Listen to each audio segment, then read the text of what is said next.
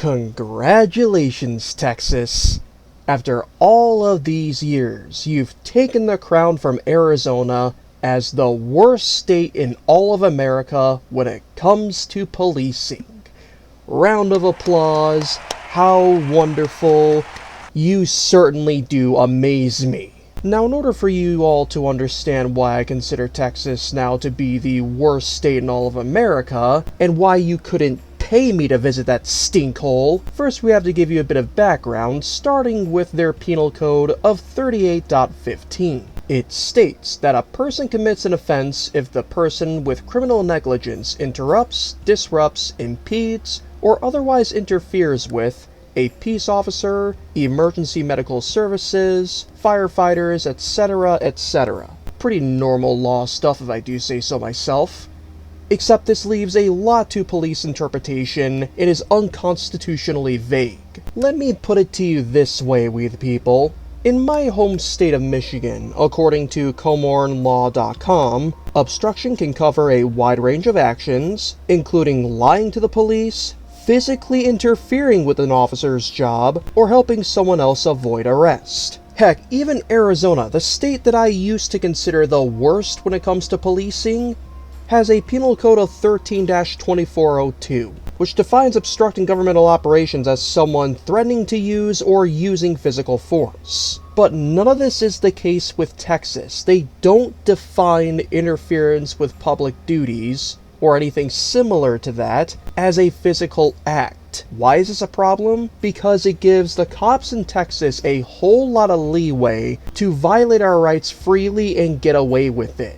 But the reason why we are talking extensively about interference with public duties or anything similar to this is because in Texas, currently at the time of me recording this video, that charge is a Class B misdemeanor. But in come the infamous stars of this video, that being the Tarrant County District Attorney, Phil Sorrells, and his Assistant District Attorney, Bill Vassar, who are attempting to turn this charge into a state felony. A felony. That means a max punishment of 2 years in federal prison and a fine up to $10,000. Why don't we go ahead and listen to them attempt to break down their reasoning behind this, and then we're going to destroy everything they say by the end. Thank you, Chairman Louderback and members for the opportunity to present House Bill 3565.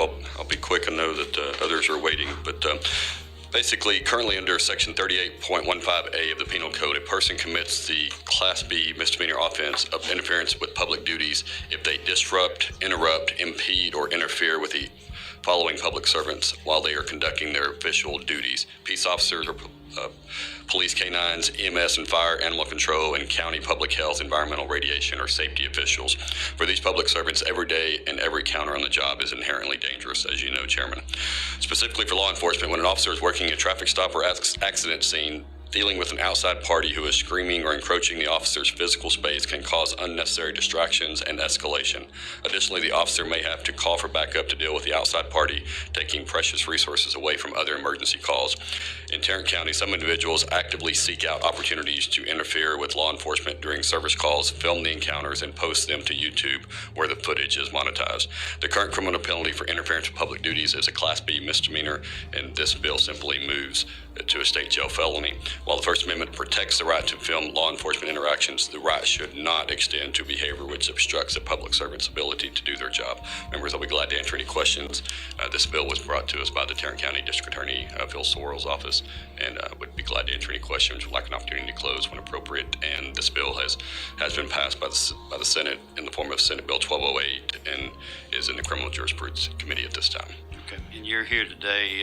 You represent who we said you're testifying on for against House Bill 3565. For Chairman. All right, thank you. Go ahead. Thank you. So my name is Bill Vassar. I've been a prosecutor at the Tarrant County DA's office for over 22 years, and I want to tell you all what I've been telling the juries the past 2 years when I've been trying these cases. Nobody is saying you can't film the police. Sadly, whether we like it or not, nobody is saying you can't cuss, scream at, or antagonize the police. what we are saying is you just can't interfere with their ability to investigate a case. What we are seeing in Tarrant County are individuals are inserting themselves on traffic stops. They're inserting themselves on domestic violence investigations. They're inserting themselves on warrant service, where police officers are trying to arrest violent fugitives. They're running up to police officers with their cameras. They are screaming at them. They are cussing at them. They're demanding their name and badge number. And they are physically getting in their investigation.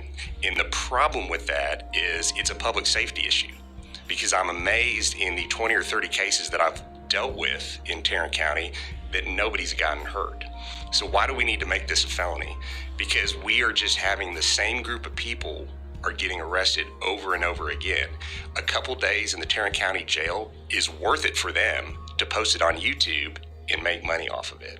So we're very in support of this bill. I would just ask that you consider this, because I think we really need to give our men and women in blue just a little breathing room when they're conducting investigations, and I'm happy to answer any questions. One of the concerns that I have is the breadth of the statute as it relates to interrupting, disrupting, impeding, or otherwise interfering with.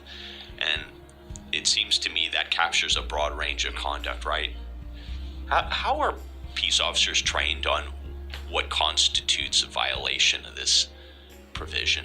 Because it's pretty easy to imagine an interruption of a peace officer. Sure. And certainly different from an assault or a true interference preventing a police officer from handcuffing somebody or something along those lines. So can you just explain that to me? Sure. I can explain what Fort Worth PD is training their officers to do. Okay. Fort Worth PD is telling their officers, find a line of demarcation, meaning that chair right there.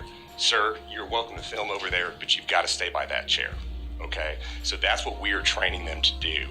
The problem is, these individuals are not doing that, right? These officers are having to say 5, 6, 7, 8, 9, 10 times, you've got to stand over there. They give individuals multiple times, and then they finally say, look, if you do it one more time, we're going to arrest you. So these officers are trained to really, tell them to stay over there, be calm with them. They're welcome to film, but they've got to get out of their investigation. Oh, goodness me. Both of these guys combined, but specifically the assistant district attorney, are so full of crap that I can smell them all the way up here in Michigan. Let's first start with the elephant in the room, aside from this sham of a bill. The second biggest is their lying and gaslighting.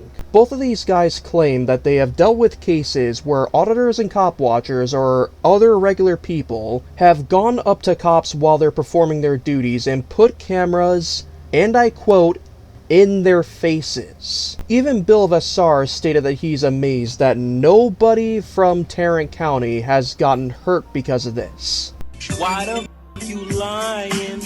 Why you always lying?